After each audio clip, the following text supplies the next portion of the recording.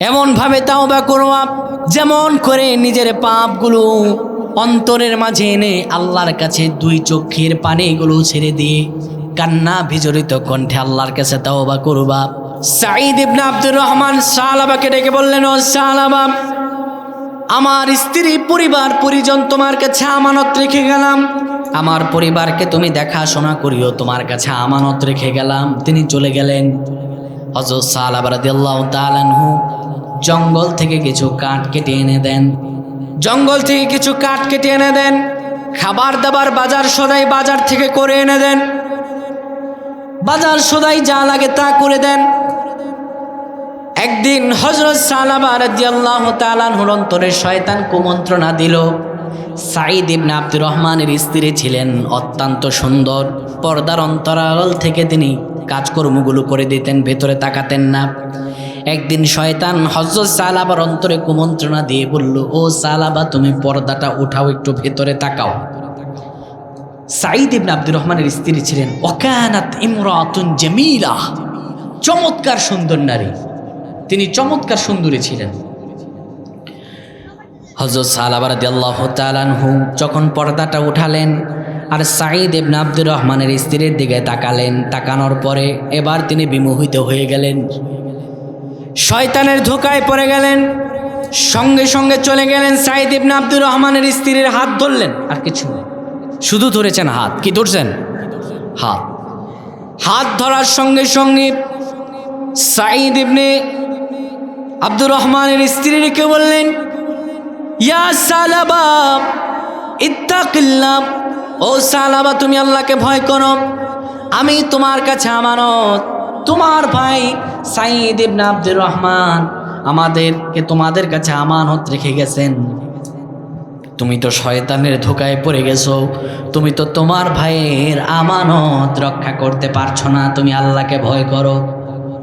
এইটুকু কথা আর এইটুকু কাজ হযরত সালাবার অন্তরে এমন আল্লাহ ভীতির ঝড় উঠিয়ে দিল তার অন্তরে। তিনি সঙ্গে সঙ্গে হাত ছেড়ে দিলেন, ঘর থেকে বের হয়ে গেলেন, আকাশের দিকে তাকায় আর গুনগুন করে বলে, ইলাহি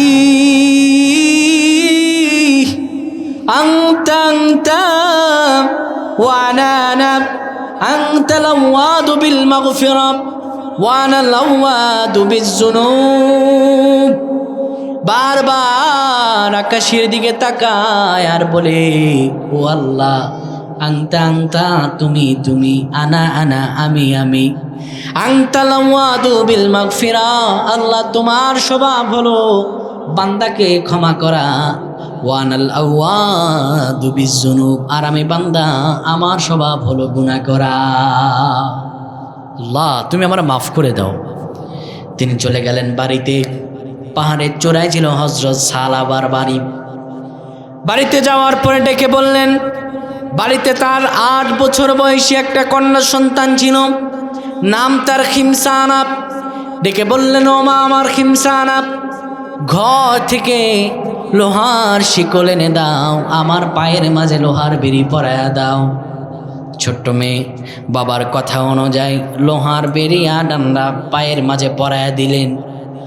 হযরত সালাবা রাদিয়াল্লাহু তাআলা আনহু চলে গেলেন প্রথমে হযরত আবু বকর রাদিয়াল্লাহু তাআলা আনহুর কাছে গিয়ে বললেন, ইয়া আবু বকর, হে আবু বকর, আমি আমার একজন ভাই হযরত সাঈদ ইবনে আব্দুর রহমানের স্ত্রীকে আমার কাছে আমানত দিই।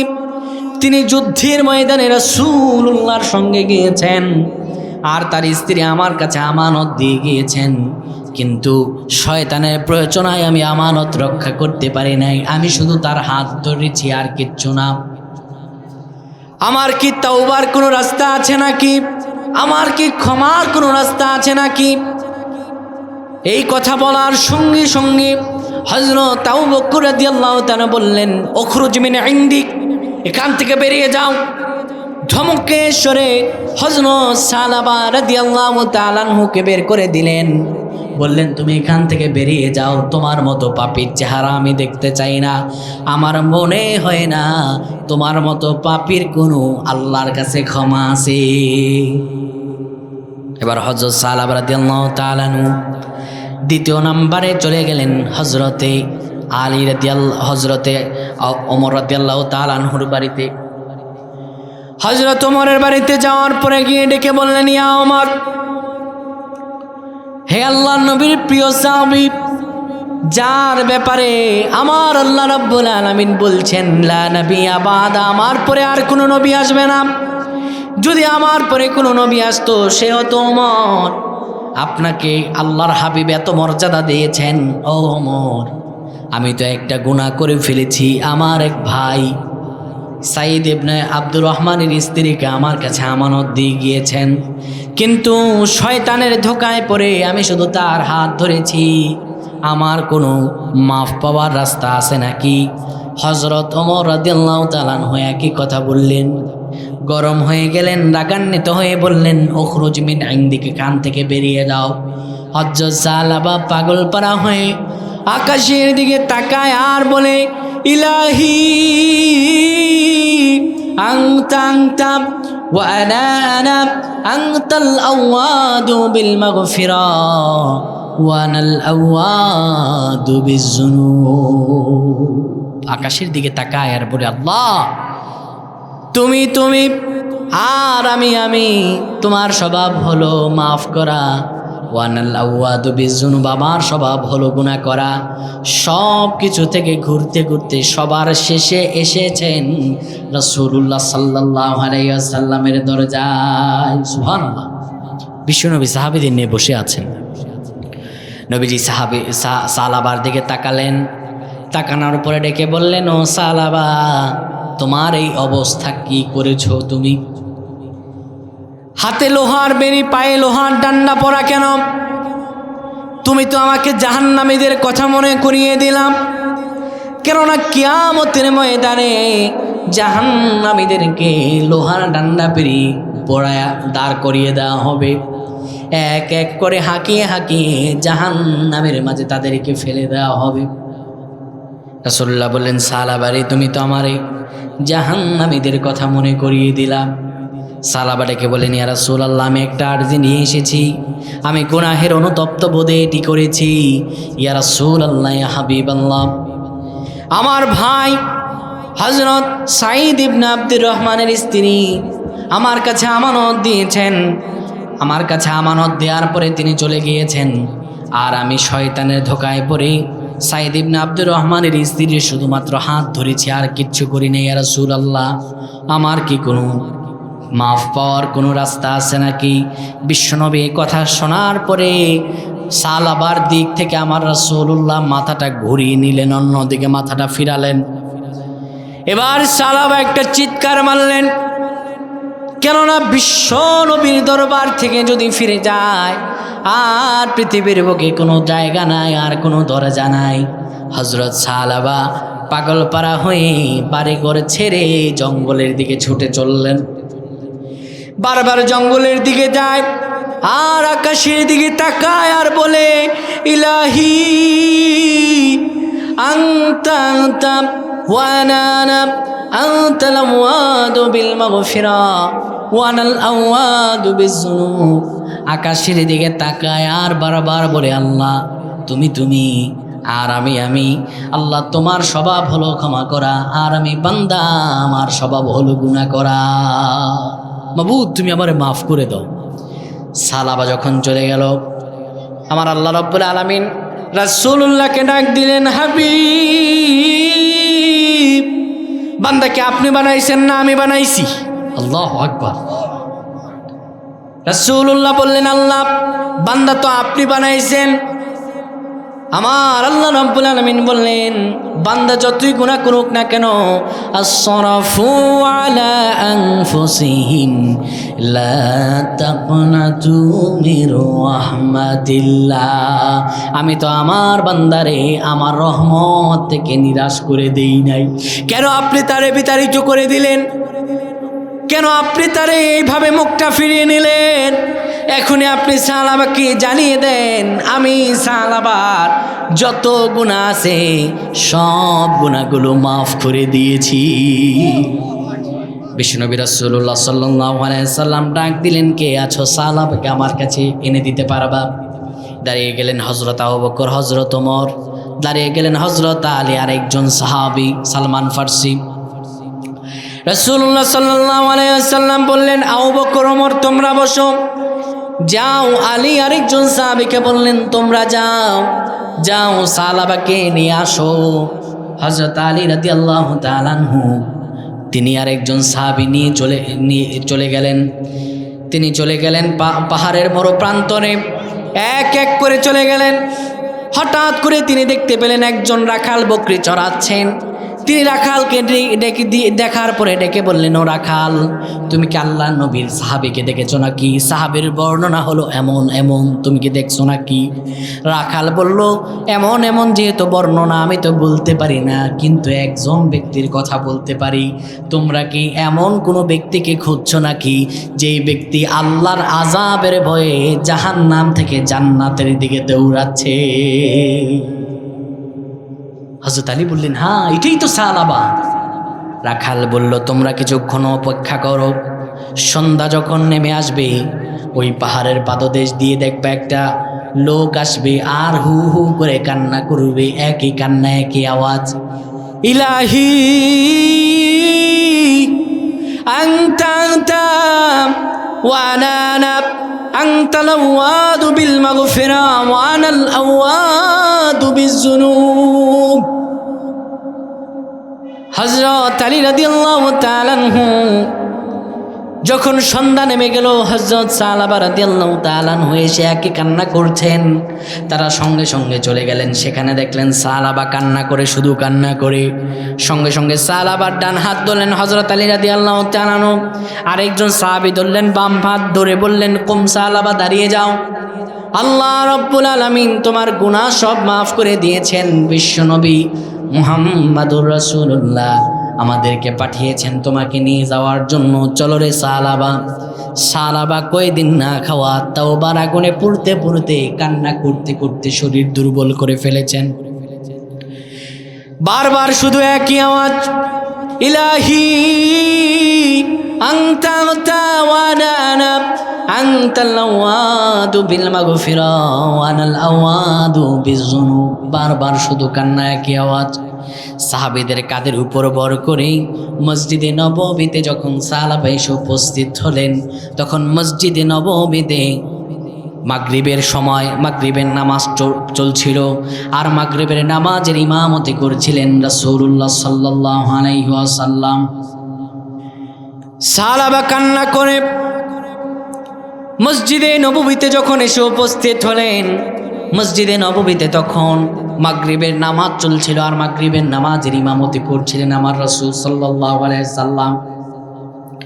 বিশ্বনবী মুহাম্মদুর রাসূলুল্লাহ প্রথম রাকাতে সূরা ফাতিহার পরে ধরলেন সূরাতুত তাকাসুর। পেছনে দাঁড়িয়ে গেলেন হযরত সালাবা রাদিয়াল্লাহু তাআলা আনহু। দাঁড়ানোর পরে রাসূলুল্লাহ যখন সূরাতুত তাকাসুরের প্রথম আয়াত পড়লেন, আলহাকুমুত তাকাসুর হাত্তা যুরতুমুল মাকাবির, যখন প্রথম আয়াত পড়লেন আলহাকুমুত তাকাসুর, প্রাচুর্যের প্রতিযোগিতা তোমাদেরকে মহাচ্ছন্ন করে রেখেছে, পেছন থেকে সালাবা একটা বড় একটা চিৎকার মারছে, চিৎকার। দ্বিতীয় আয়াত যখন বললেন হাত্তা যুরতুমুল মাকাবির, যতক্ষণ না তোমরা কবরে পৌঁছাও, হযরত সালাবা আরেকটা চিৎকার মেরে বেহুশ হয়ে পড়ে গেলেন। নামাজ শেষ করার পরে আমার রাসূলুল্লাহ ডেকে বললেন, কই রে আমার সাহাবীরা, আমার সালাবা কই? বিশ্বনবীর সাহাবী রাসূলুল্লাহ সাল্লাল্লাহু আলাইহি সাল্লাম বললেন, আমার সালাবার মুখে পানি দাও, আমার সালাবেরে উঠাও। রাসূলুল্লাহ সাল্লাল্লাহু আলাইহি সাল্লাম এই কথা বলার সঙ্গে সঙ্গে একজন সাহাবী হযরত সালাবার কানের কাছে, নাকের কাছে কান লাগায়া দিলেন, বুকের উপরে কান লাগালেন, আর ডেকে বললেন, ওগো নবীজি আমার, আপনার সালাবা যতই পানি দেখ না কেন আর সালাবা উঠবে না।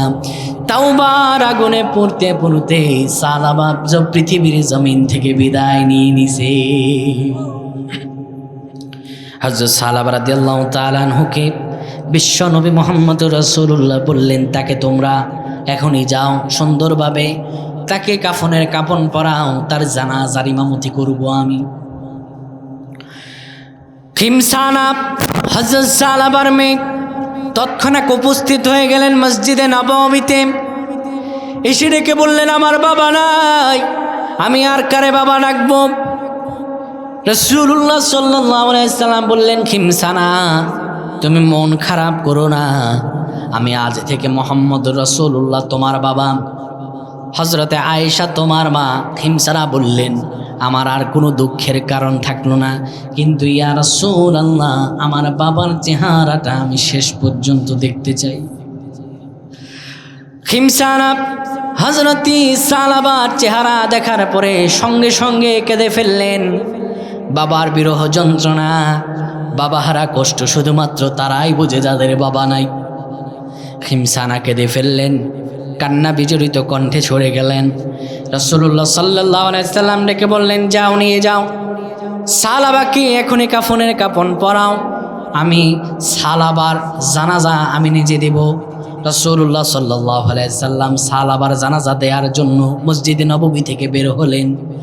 মসজিদে নববী থেকে বের হচ্ছেন ঠিক, কিন্তু আমার রাসূলুল্লাহ স্বাভাবিকভাবে হাঁটছেন না। বিশ্বনবী মুহাম্মদুর রাসূলুল্লাহ হাঁটছেন ঠিক, কিন্তু পায়ের বৃদ্ধাঙ্গুলের উপর ভর করে করে হাঁটছেন। পেছন থেকে হযরত আলী রাদিয়াল্লাহু তাআলা আনহু ডেকে বললেন, ইয়া রাসূলুল্লাহ, ইয়া হাবিবাল্লাহ, এত কষ্ট করে কেন আপনি হাঁটছেন? পায়ের বৃদ্ধাঙ্গুলের উপর ভর করে দিয়ে কেন আপনি হাঁটেন ইয়া রাসূলুল্লাহ? পুরা পাটা কেন জমিনে আপনি ফেলেন না?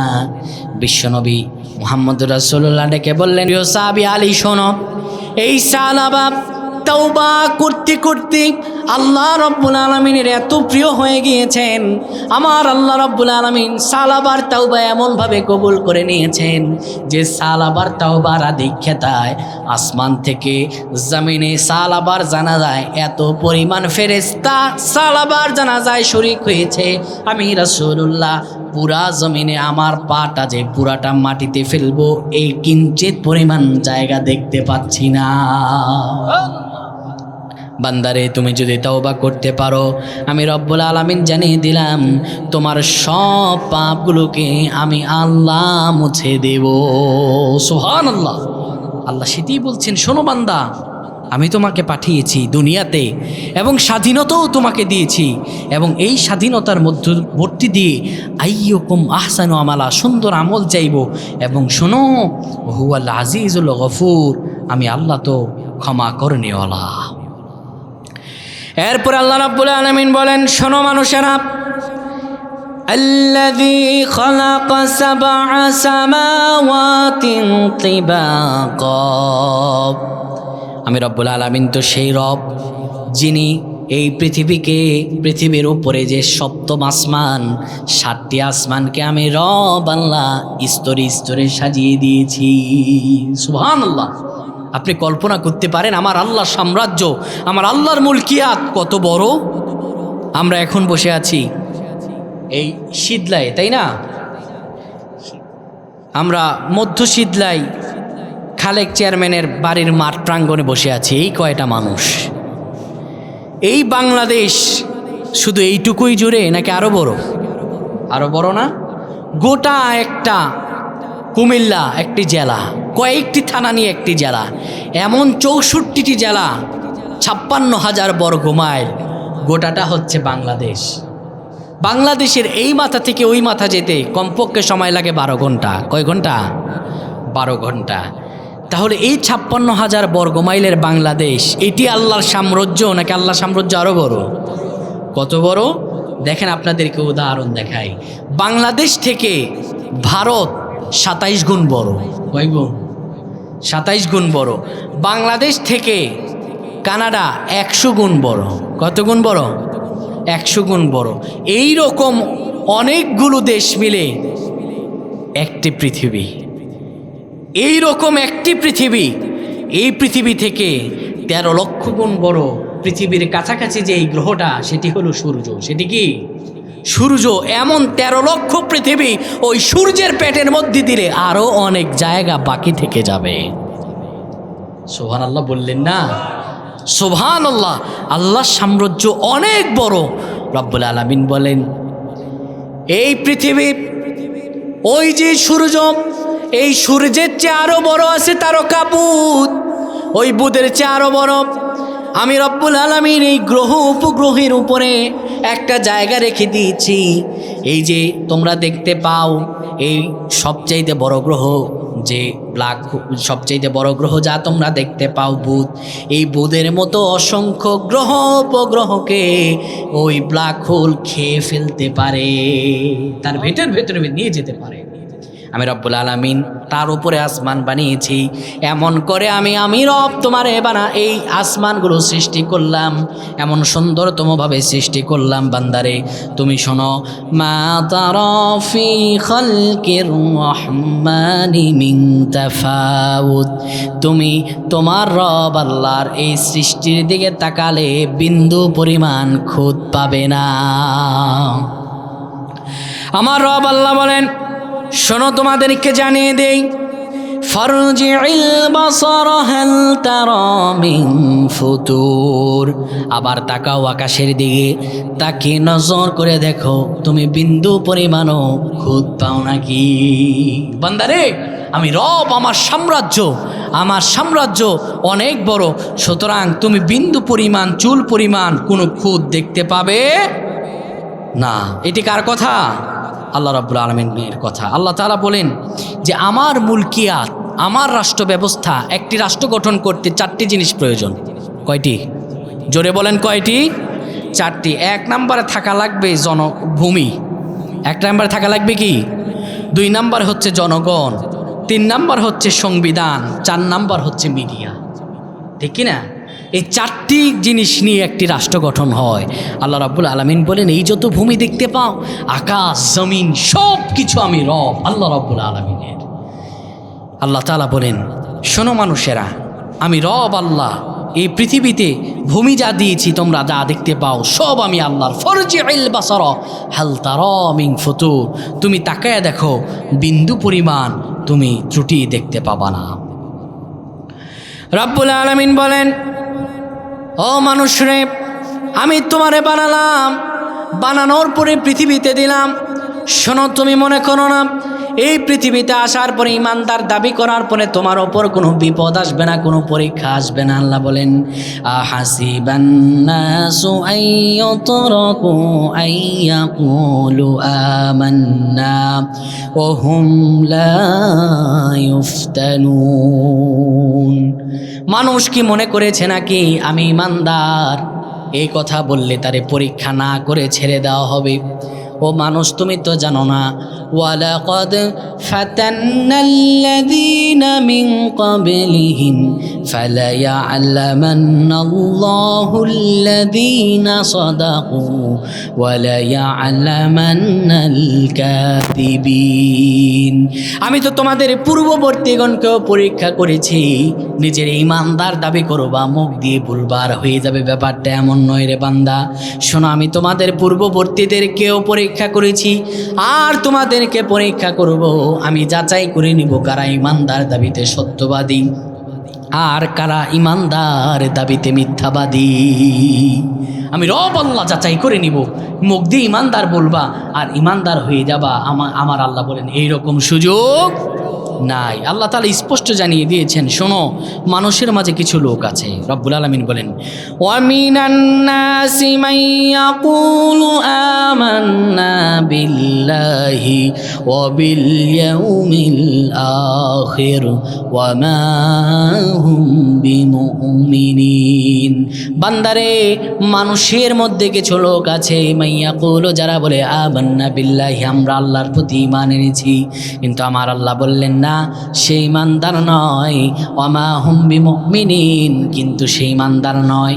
জিজ্ঞেস করলাম, আল্লাহ কেন আপনি তার ইমানদার বললেন না, কেন সে ইমানদার নয়?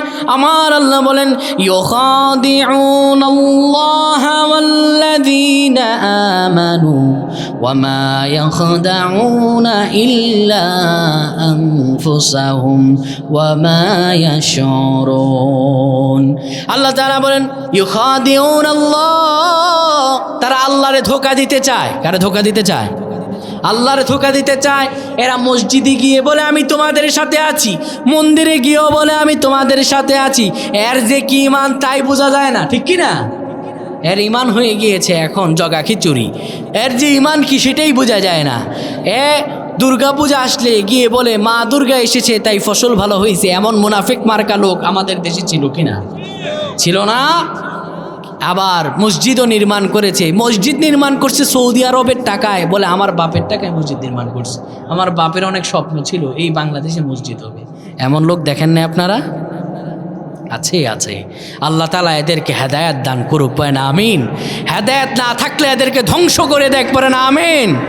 এই জালেমগুলো এখনও শিক্ষা গ্রহণ করে নাই, এখনও তারা নিজেদেরকে পরিবর্তন করে নাই। আল্লাহ যে এদের পরিবর্তন কবে দিবে এখনও বোঝা যায় না। কিছুদিন পরে পরে মশাল টশাল নিয়ে রাতের গভীরে চিল্লায়া বলতেছে তোমার ভয় নাই, আপা আসছে, রাজপথ কাঁপছে। কিছুক্ষণ পরে দেখা যায় সাধারণ মানুষ যখন লাঠিসোঁটা নিয়ে আসে, রাজপথ আর কাঁপাকাঁপি নেই, নিজেরাই কাঁপাকাঁপি করে কোন গর্তে লোকায় সেটাই টের পাওয়া যায় না। আল্লাহ রাব্বুল আলামিন বলেন শোনো ইউখাদিউন আল্লাহ, এরা আল্লাহরে ধোঁকা দিতে চায়। শুধু আল্লাহরে ধোঁকা দিতে এইটুকুই চায় না, ওয়াল্লাযীনা আমানু, যারা ঈমান এনেছে তারাও ঈমানদারদেরও ধোঁকা দিতে চায়। কিন্তু আমার আল্লাহ বললেন না ওয়ামা ইয়াখদাউনা ইল্লা আনফুসাহুম ওয়ামা ইয়াশউরুন, কিন্তু না না, এরা নিজেরাই নিজেদেরকে ধোঁকা দেয়। ওয়ামা ইয়াশউরুন, কিন্তু বিন্দু পরিমাণও তারা উপলব্ধি করতে পারে না। আল্লাহ বলেন এদের অন্তরে মোহর মেরে দিচ্ছে, এরা বুঝবে না। এরা ধাক্কা খাওয়ার পরেও এরা নিজেদেরকে হেদায়েতের পথে নেবে না, বরঞ্চ এরা ধাক্কা খাওয়ার পরে আরো হিংস্র হয়ে যাবে। রব্বুল আলামিন বলেন ফি কুলুবিহিম মারাদ ফাযাদাহুমুল্লাহু মারাদা। আল্লাহ বলেন এদের অন্তর তো অসুস্থ, এরা অসুস্থ অন্তরের অধিকারী, এরা তো পাগল। আল্লাহ রব্বুল আলামিন বলেন এদের অন্তর অসুস্থ, আর আমি রব্বুল আলামিন তাদের অসুস্থতা আরও বানিয়ে দিলাম। এরা আগে যতটা না জাহেল ছিল, এখন আরও তার চাইতে বড় জাহেল হয়ে যাবে, আরও বড় জুলুমকারী হয়ে যাবে। শোনো, আমি আল্লাহ রাব্বুল আলামিন জানিয়ে দিলাম ওয়ালাহুম আযাবুন আলীমুম বিমা কানু ইয়াকদিবুন। আমি রব্বুল আলামিন তাদের জন্য রেখে দিয়েছি যন্ত্রণাদায়ক শাস্তি, কারণ এরা সব চাইতে বেশি মিথ্যা কথা বলতো। যেখানেই যেত উন্নয়ন উন্নয়ন উন্নয়ন, মানে এদের মুখে ছিল নামে উন্নয়ন, কিন্তু কাজ কর্মে বিন্দু পরিমাণ উন্নয়নের ছিটাফোঁটা দেখা যায়। সব ক্ষমতার উৎস একজন, তিনি কে? আল্লাহ। প্রিয় ভাইরা আমার, এই যে আমাদের অবস্থান, আমরা কোনো কিছুতেই নিরাপদ নয়, কোনো কিছুতে আমরা নিরাপদ নয় যতক্ষণ না আল্লাহর কোরআন পার্লামেন্টে না যাবে, যতক্ষণ না আল্লাহর কোরআন দিয়ে এই দেশ না চলবে, ততক্ষণ পর্যন্ত এই দেশে কেউ নিরাপদ থাকতে পারে না। তাই আমরা আশা রাখি কোনো একদিন এই পৃথিবীতে, এই বাংলাদেশে কালেমার পতাকা উঠবে, ঠিক কিনা? আল্লাহ যেন এই বাংলাদেশকে ইসলামের বাংলাদেশ হিসাবে কবুল করেন, পায় না আমিন। শেখ মুজিবের ভাষণ শুনেছি, জিয়া কেটেছেন খাল, এরশাদ কাকার তাল বেতাল, এরপরে যা গেছে মাঝখানে সব হরতাল আর হরতাল, সব কিছু দেখা শেষ। আগামী দিনের বাংলাদেশ ইসলামের বাংলাদেশ, আগামী দিনের বাংলাদেশ কোরআনের বাংলাদেশ, আগামী দিনের বাংলাদেশ রাসূলুল্লাহর তৈরি করা আল্লাহর দিয়ে আইনের বাংলাদেশ। মানব রচিত তন্ত্রমন্ত্র দিয়ে কোনোদিনও সুখ আসতে পারে না, কেননা আমাদের দেশে ধর্ষক দেখি বেঁচে থাকে আর আমার ধর্ষিতা বোন কবরে চলে যায়, ঠিক কিনা? ধর্ষক বেঁচে থাকে কিন্তু ধর্ষিতা কবরে চলে যায়। ধর্ষক হাসে আর ধর্ষিতার দুই চোখ বেয়ে অশ্রু ঝরায়, ঠিক কিনা? আমরা দেখেছি। আর আমরা ধর্ষণের বাংলাদেশ দেখতে চাই। ধর্ষণের একটাই রায়, সেটা হলো ফাঁসিদণ্ড। যদি ধর্ষণের যে আল্লাহ রাব্বুল আলামিন রায় দিয়েছেন, যদি ধর্ষণের সেই রায় এই বাংলার বুকে কায়েম করা হতো, কোনো একজন ধর্ষককে যদি ধরে বাইতুল মুকাররমের সামনে এনে তার কান থেকে মাথা আলাদা করে দিত, সব ধর্ষকের স্বপ্নদোষী বন্ধ হয়ে যেত, আর ধর্ষণ তো করবে দূরের কথা, ঠিক কিনা? কিন্তু আল্লাহর আইনকে আমাদের দেশে যতদিন না বাস্তবায়ন আমরা করতে পারবো, ততদিন এই জমিনে সুখ থাকতে পারে, কোনোভাবেই সুখ আসবে না। তাই আমরা একটাই কথা, আল্লাহর আইন চাই, সৎ লোকের শাসন চাই। রাজি আছেন কারা কারা? রাজি আছেন কারা কারা? দুহাত উঁচু করে আল্লাহর দেখান। লিল্লাহে তাকবীর, লিল্লাহে তাকবীর। আল কোরআনের আলো, কোরআন সুন্নাহ যেইখানে, আল কোরআন যেইখানে, মদ গাঁজা যেইখানে, টেন্ডারবাজি যেইখানে, দুর্নীতি যেইখানে, চাঁদাবাজি যেইখানে, টেম্পো স্ট্যান্ড যেইখানে, আল্লাহ আমাদের বুঝদান করুক, পায় না আমিন।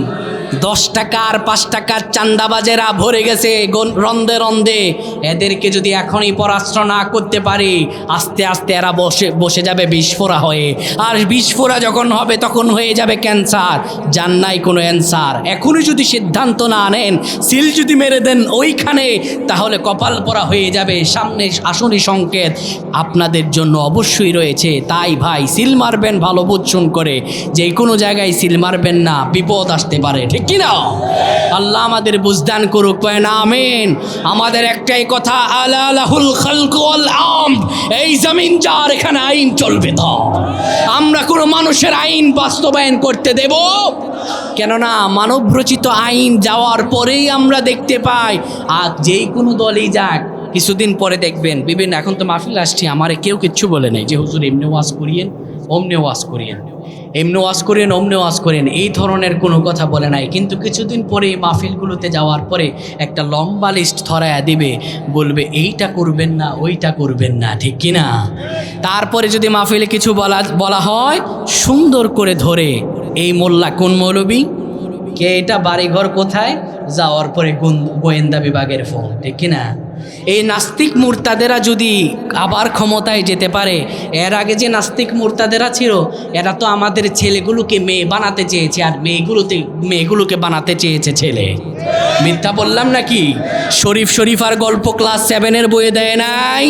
এটা দিয়ে তারা এটাই প্রমাণ করতে চায়, একটা ছেলেকে মেয়ে বানাতে চেয়েছে আর মেয়েকে বানাতে চেয়েছে ছেলে। সুতরাং নাস্তিক মুরতাদেরা যদি ক্ষমতায় বসে যায়, এরা আগামীতে পুরুষকে নারী বানাবে, নারীকে বানাবে পুরুষ। সুতরাং হিজলা হতে চাইলে এদেরকে ক্ষমতায় বসানো যাবে না, ঠিক কিনা?